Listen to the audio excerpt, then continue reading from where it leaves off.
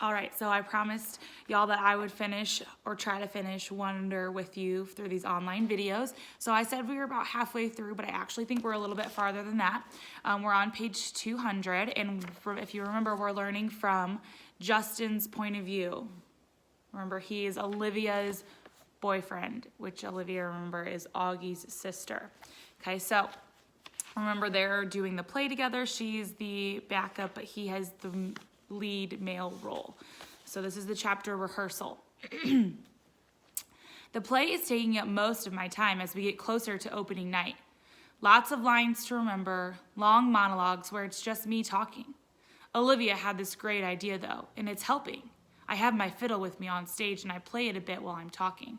It's not written that way, but Mr. Davenport thinks it adds an extra folksy element to have the stage manager plucking a fiddle. And for me, it's so great because whenever I need a second to remember my line, I just start playing a little Soldier's Joy on my fiddle, and it buys me some more time. I've gotten to know the kids in the show a lot better, especially the pink-haired girl who plays Emily. Turns out she's not nearly as stuck up as I thought she was, even the crowd she hangs out with. Her boyfriend's this built jock who's a big deal on the varsity sports circuit at school. It's a whole world that I have nothing to do with. So I'm kind of surprised that this Miranda girl turns out to be kind of nice. Remember, Miranda is Olivia's ex-friend, right? They used to be friends all their life, and now they're not friends in high school. Okay? One day, we're sitting on the floor backstage waiting for the tech guys to fix the main spotlight. So how long have you and Olivia been dating? She asks out of the blue. About 4 months now, I say. Have you met her brother? She says casually. It's so unexpected I can't hide my surprise.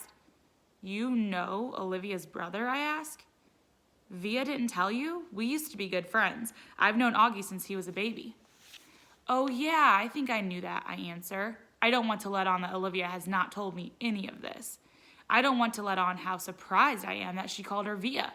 Nobody but Olivia's family calls her Via, and here, this pink-haired girl, who I thought was a stranger, is calling her Via. Miranda laughs and shakes her head, but she doesn't say anything. There's an awkward silence, and when she starts fishing through her bag and pulls out her wallet, she rifles through a couple of old pictures and then hands one to me. It's of a little boy in a park on a sunny day. He's wearing shorts and a t-shirt and an astronaut helmet that covers his entire head. It was like 100 degrees that day, she says, smiling at the picture. But he wouldn't take that helmet off for anything. He wore it for like 2 years straight in the winter and the summer. At the beach, it was crazy. Yeah, I've seen pictures in Olivia's house. I'm the one who gave him that helmet, she says. She sounds a little proud of that. She takes the picture and carefully inserts it back into her wallet. Cool, I answer. So you're okay with it, she says, looking at me. I look at her blankly. Okay with what? She raises her eyebrows like she didn't believe me. You know what I'm talking about, she says, and takes a long drink from her water bottle.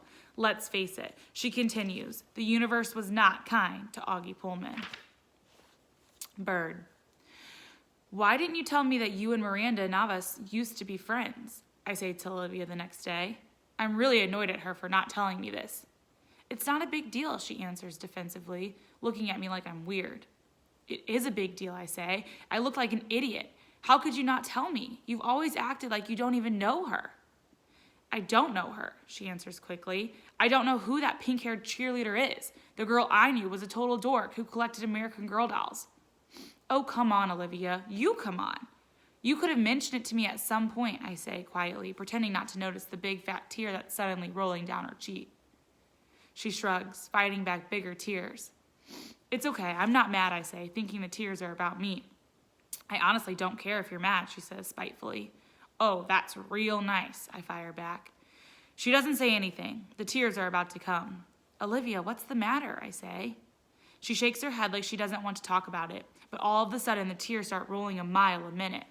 I'm sorry, it's not you, Justin. I'm not crying because of you, she finally says through her tears. Then why are you crying? Because I'm an awful person. What are you talking about? She's not looking at me, wiping her tears with the palm of her hand.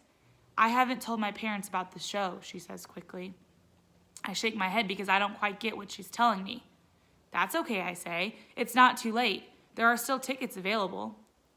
I don't want them to come to the show, Justin, she interrupts impatiently. Don't you see what I'm saying? I don't want them to come.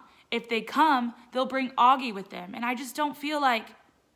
Here she hits by another round of crying that doesn't let her finish talking. I put my arm around her. I'm an awful person, she says through her tears. You're not an awful person, I say softly. Yes, I am, she sobs. It's just been so nice being in a new school where nobody knows about him, you know? Nobody's whispering about him behind my back. It's just been so nice, Justin. But if he comes to the play, then everyone will talk about it. Everyone will know.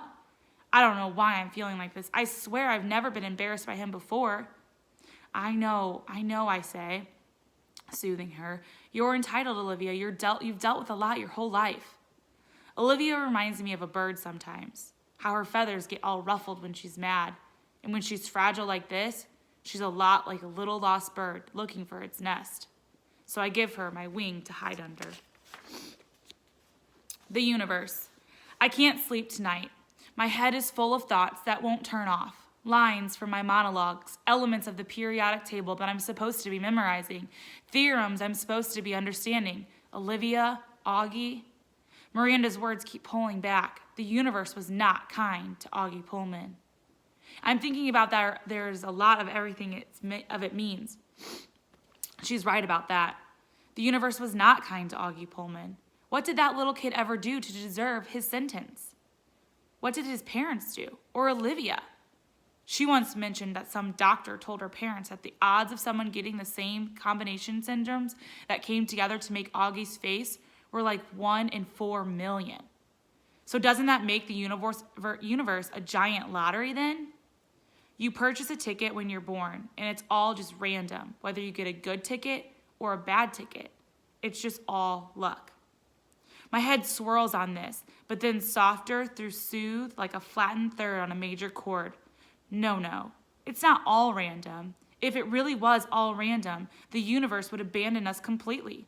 And the universe doesn't. It takes care of its most fragile creations in ways we can't see. Like with parents who adore you blindly, and a big sister who feels guilty for being human over you, and a little gravelly voiced kid whose friends have left him over you. And even a pink-haired girl who carries your picture in her wallet. Maybe it is a lottery, but the universe makes it all even out in the end. The universe takes care of its birds. All right, and that leaves us at part 6. And we go back to Augie's point of view, okay? And so this picture, remember, is different than the picture of Augie in the beginning. So something is going to happen that changes him just a little bit. Okay, so you'll have to tune in tomorrow to see what happens. All right, have a good day.